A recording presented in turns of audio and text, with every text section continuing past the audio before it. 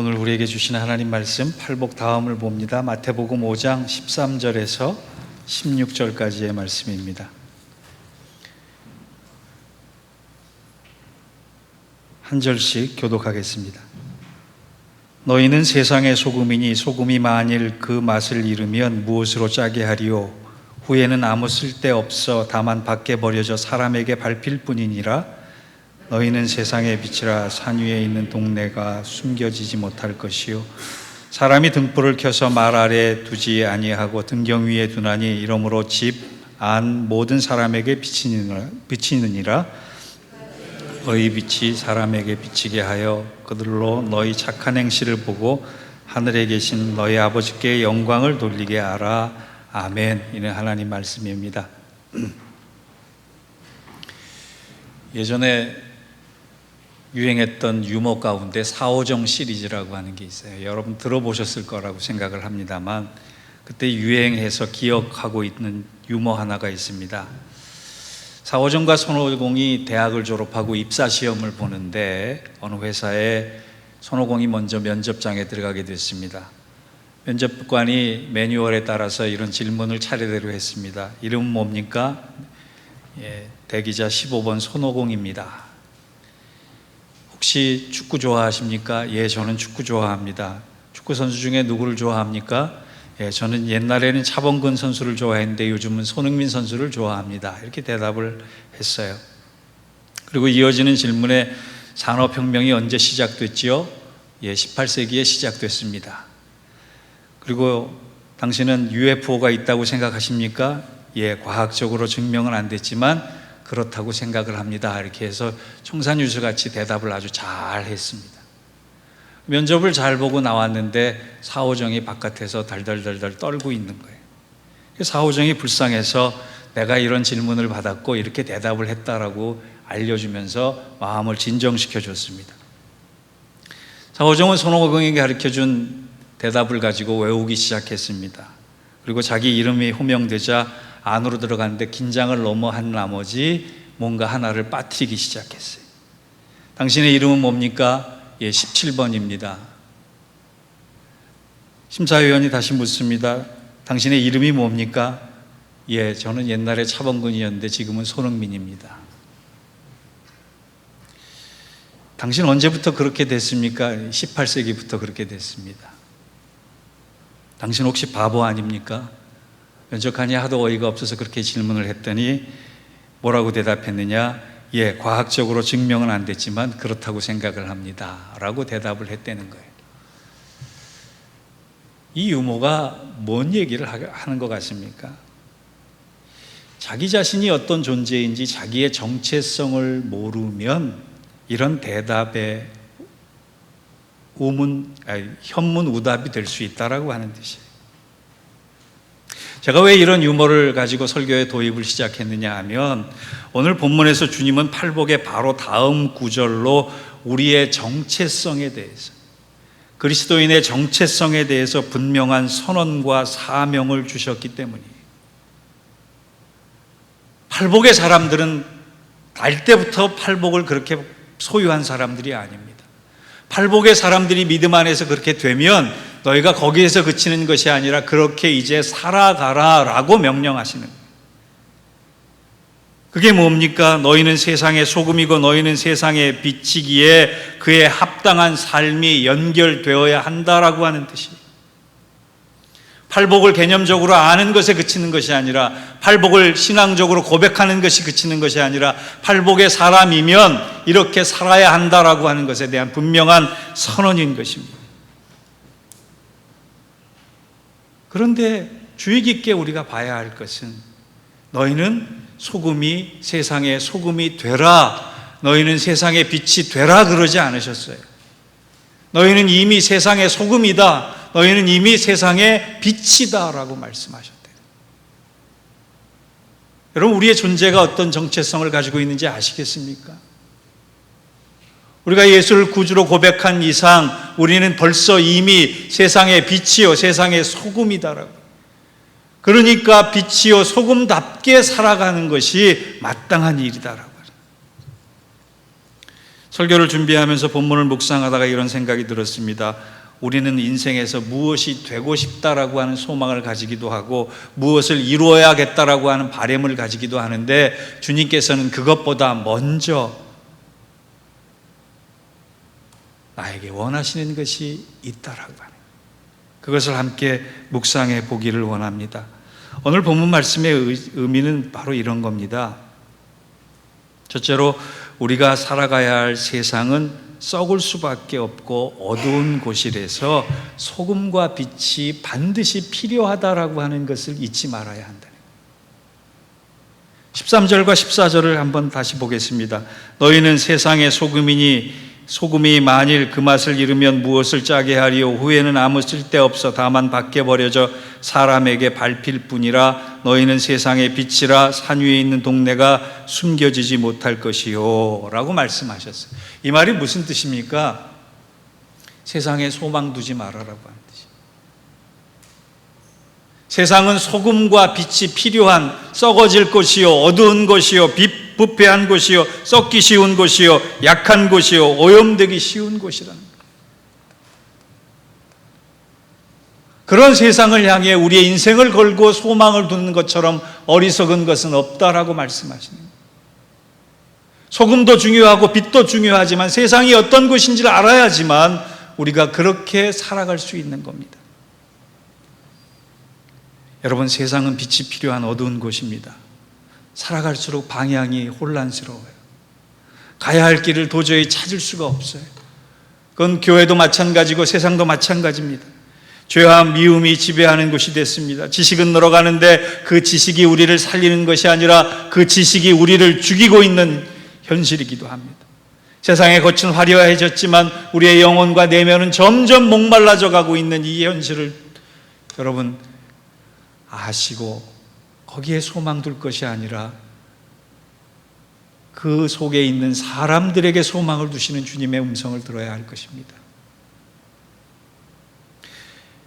한 번쯤은 들어보셨을 거라고 생각하지만 제프 딕슨이라고 하는 사람이 쓴 우리 시대의 역설이라고 하는 글이 있습니다. 지금도 댓글이 달려져서 자기가 세상에 허무함을 느꼈을 때 그 댓글이 계속 달리고 있는데, 저는 우리 시대의 역설이라는 이 글이 세상을 아주 잘 표현했다고 생각합니다. 여러분 귀를 기울이시고 잘 들어보시기 바랍니다. 건물은 높아졌지만 인격은 작아졌다. 고속도로는 넓어졌지만 시야는 좁아졌다. 소비는 많아졌지만 가난해지고 많은 물건을 사지만 기쁨은 줄어들었다. 집은 커졌지만 가족은 작아졌고 편리해졌지만 시간은 없다. 학력은 높아졌지만 상식은 부족하고 지식은 많아졌지만 판단력은 모자란다. 전문가들은 늘어났지만 문제는 많아졌고 약은 많아졌지만 건강은 더 나빠졌다. 분열 없이 소비하고 적게 웃고 빨리 운전하고 성급히 화를 낸다. 많이 마시고 많이 피우고 늦게까지 깨어있고 너무 지쳐서 일어나며 적게 책을 읽고 텔레비전은 너무 많이 본다. 그리고 드물게 기도한다. 가진 것은 몇 배나 되었지만 가치는 줄어들었다. 말은 많이 하고 사랑은 적게 하며 거짓말은 자주 한다. 생활비를 버는 법은 배웠지만 어떻게 살 것인가는 잊어버렸고 인생을 사는 시간은 늘어났지만 시간 속에 삶의 의미를 넣는 방법은 상실했다. 달에는 갔다 왔지만 길을 건너가 이웃을 만나기는 힘들어졌다. 외계를 정복했는지는 모르지만 우리 안의 세계는 잃어버렸다. 공기정화기는 갖고 있지만 영혼은 오염되었고 원자는 쪼갤 수 있지만 편견은 부수지 못한다. 사유는 늘었지만 열정은 줄어들었고 키는 커졌지만 인품은 왜소해지고 이익은 많이 추구하지만 관계는 나빠졌다. 세상 평화를 많이 얘기하지만 전쟁은 많아지고 여가 시간은 늘어났지만 마음의 평화는 줄어들었다. 빨라진 고속철도, 편리한 일회용 기저귀, 많은 광고, 그러나 줄어든 양심, 쾌락을 느끼게 하는 많은 약들, 그리고 느끼기 어려워진 행복의 마음. 뭐 하나 틀린 이 표현이 없더라고요. 세상은 점점 어디로 가야 하는지 방향을 잃고 방황하는 현실이 됐습니다. 주님이 말씀하세요. 너희가 그리스도인답게 살려면 세상이 어떤 곳인지를 알아야 된다. 세상은 썩을 수밖에 없고 부패될 수밖에 없고 어두워져 갈 수밖에 없는 곳이다. 그것에 희망을 두지 마라. 여러분, 세상은 살만한 것이 아니라 먼저 구원받아야 할 것임을 믿는 것이 우리의 믿음입니다. 그런 세상을 향해서 우리를 빛과 소금으로 보내셨음을 잊지 않기를 주의 이름으로 부탁합니다. 두 번째, 하나님은 세상의 구원의 소식을 전하기 위한 이 귀한 일에 자격 없는 우리를 사용하시기를 결정하셨다라고 하는 거예요. 여러분이 지금 이 자리에 예배드리러 왔지만 괜히 앉아있는 것이 아니에요. 하나님이 이 세상을 구원하시려고 하는 그 의도와 방법과 마음과 사랑의 심정을 전하기 위해서 저와 여러분을 택하셔서 이 자리에 앉아있게 하셨다라고 합니다.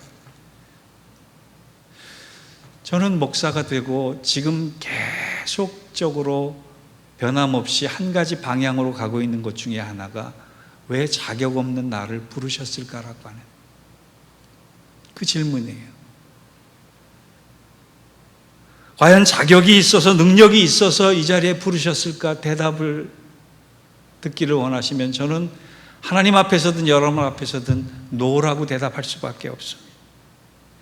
세상의 소금이요 빛이라고 말씀하셨는데 그만 자격도 능력도 저 안에는 없다라고 생각이 듭니다. 지금 팔복의 말씀을 받는 사람들도 그와 똑같은 사람이에요. 천재나 뛰어난 사람이 아니라 삶에 희망이 없고 인생을 반전시킬 능력도 없는 사람들, 볼품없는 사람들, 무식한 사람들, 무능력한 것 같은 사람들, 허접한 배경을 가진 사람들, 한마디로 못난 사람들을 두고 지금 주님이 이 말씀을 하시는 거예요. 앞뒤가 안 맞는 사실 아닙니까? 이왕이면 이 막중한 역할을 맡기기 위해서 처음부터 고관대작을 선택하시든 권력가를 선택하시든 정치가를 부르시든 그들을 사용했으면 훨씬 더 능률적으로 효율적으로 하나님 나라가 세워졌을 수도 있는데 굳이 주님은 능력이 안 되는 사람, 자질이 부족한 사람, 버린 돌 같은 존재를 부르시고 그와 같이 사용하시기를 원하신다는 거예요.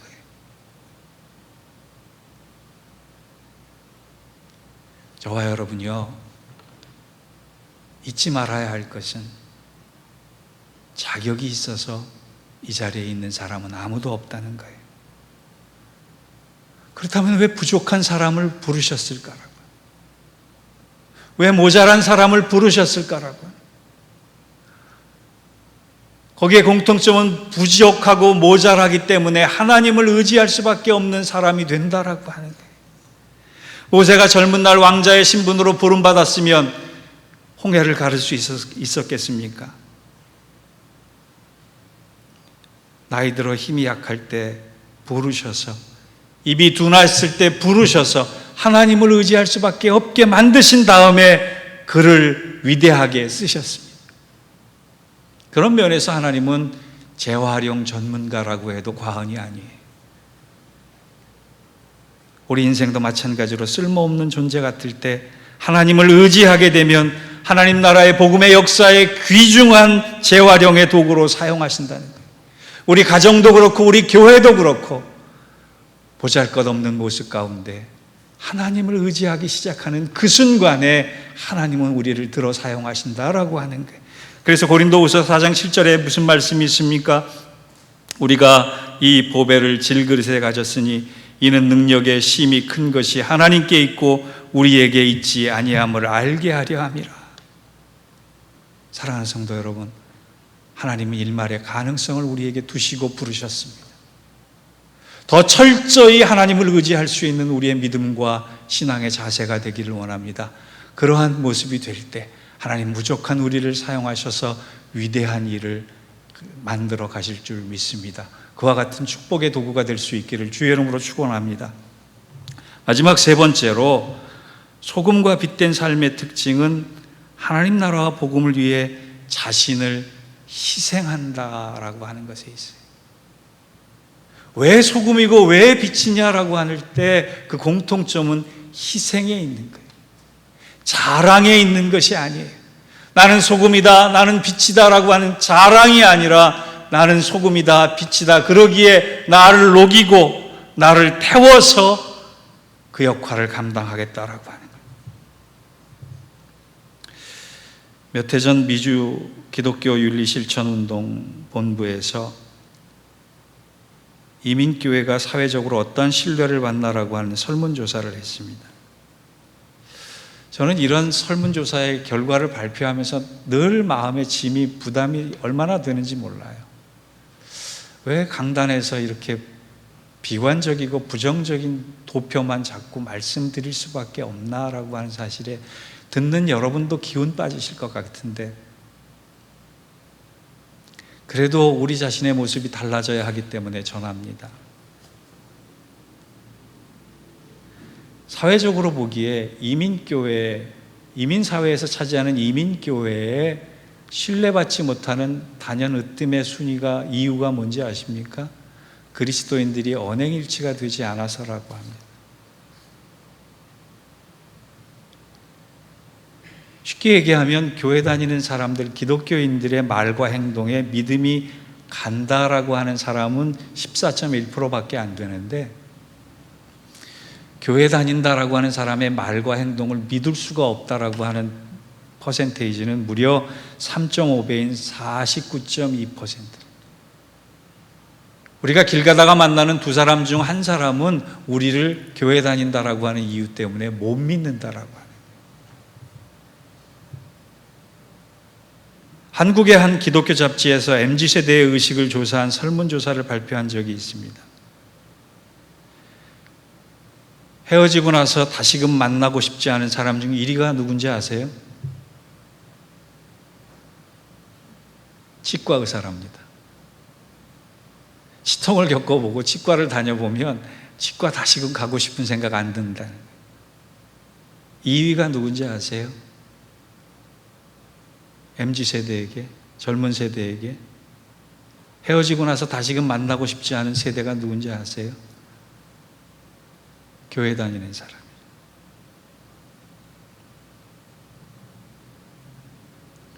예전에 신앙의 선배들은 누군가를 소개시켜 줄 때 이렇게 표현했습니다. 그 사람 교회 다니는 거 보니까 괜찮은 사람이야. 그런데 요즘은 이렇게 표현합니다. 그 사람 교회는 다니지만 사람은 괜찮아.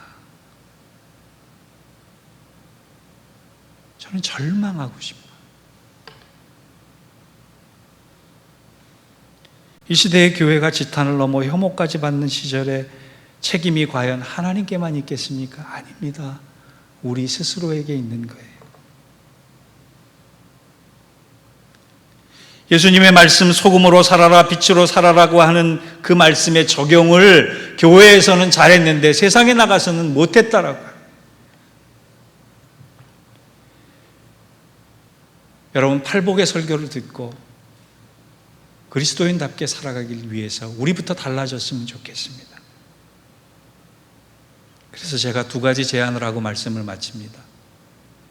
하나는 소금으로 산다라고 하는 것은 다른 것이 아니라 갈증을 유발하는 사람으로 살아가겠다라고 하는 뜻과 똑같은 거예요. 소금의 기능은 부패를 막고 맛을 내는 것도 있지만 중요한 것은 먹으면 갈증이 난다는 거예요. 예수 믿지 않는 사람들에게 교회에 대한 갈증, 복음에 대한 갈증, 그리고 예수에 대한 갈증을 전해주는 사람이 그렇게 소금처럼 살아가는 사람인 것입니다. 저 사람 때문에 교회에 다녀보면 좋겠다라고 하는 생각이 들도록 만드는 거예요. 저 사람 때문에 예수에 대해서 한번 알고 싶다라고 하는 거예요. 저 사람 때문에 하나님을 만나고 싶고 저 사람 때문에 신앙을 갖고 싶다라고 하는 거듭남에 대한 갈증, 구원에 대한 갈증, 나도 새롭게 인생의 의미를 찾을 수 있겠다라고 하는 갈증을 전해줄 수 있는 사람이 되자라고 하는 거예요. 여러분, 소금처럼 산다라고 하는 것 잊지 마십시오. 내가 어디 속해 있든 간에, 어떤 만남을 가지든 간에, 어떤 일들을 하는 간에 나로 인해서 어떤 사람이 예수에 대한 영적인 갈증을 느낄 수 있고 하나님에 대해서 알고 싶다라고 하는 생각을 할 수 있도록 살아간다라고 하는. 또 하나, 세상에 빛이 된다는 것은 입신양면만이 아니라 착한 행실의 거울이 되는 것이. 세상의 빛처럼 된다라고 하는 게 출세하고 돈 많이 벌어서 칭송받는 삶을 사는 것으로 이해하시면 안 됩니다. 16절을 다시 한번 보겠습니다. 너희 빛이 사람 앞에 비치게 하여 그들로 너희 착한 행실을 보고 하늘에 계신 너희 아버지께 영광을 돌리게 하라. 비슷한 의미의 말씀이 에베소서 5장 8절과 9절에 있습니다. 너희는 전에는 어두움이더니 이제는 주 안에서 빛이라. 빛의 자녀들처럼 행하라. 빛의 열매는 모든 착함과 의로움과 진실함에 있느니라. 여러분, 빛된 삶은 착한 행실과 연결되어 있어요. 착한 행실의 단어의 착한이라고 하는 단어는 헬라어로 칼로스인데 하나님과 연결된 단어입니다. 선한 목자라고 했을 때 칼로스를 썼어요. 내가 착하게 산다라고 하는 게 도덕적으로 윤리적으로 흠없이 산다라고 하는 것이 아니라 나의 마음, 나의 의도, 나의 소망, 나의 삶, 나의 시간, 모든 것이 하나님을 기쁘시게 할 수 있는 일로, 하나님께 영광 돌리는 일로 연결시켜 산다라고 하는 거예요. 하나님이 나를 보시고 계신데 함부로 살 수 있겠습니까? 하나님이 나를 기뻐하시고 하나님이 나를 슬퍼하시는데 내 행동과 내 언어와 내 마음이 함부로 결정되겠습니까? 아닙니다. 여러분, 오늘 이후에 우리가 인생의 위대한 업적을 쌓을 수는 없어도 아주 작은 일을 통해서도 하나님을 기쁘시게 할 수 있지 않겠습니까? 그걸 고민하십시오. 눈을 떠서 내가 가지고 있는 첫 마음, 내가 가지고 있는 첫 단어, 내가 가지고 있는 첫 소망, 그것이 하나님을 기쁘시게 하고 하나님과 하나님의 영광과 연결되어 있는지를 고민하면 우리는 당연히 선한 사람이 될 수밖에 없고 그 선한 사람이 모두의 희망의 존재가 될 수 있다라고 해요.